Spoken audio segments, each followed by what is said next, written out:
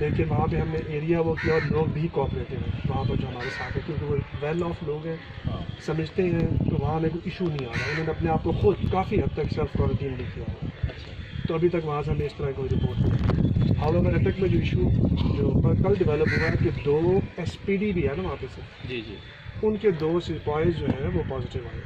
अच्छा, तो एक जो है ये कंफर्म लग रहा है। सर हमने बंदोबस्त किया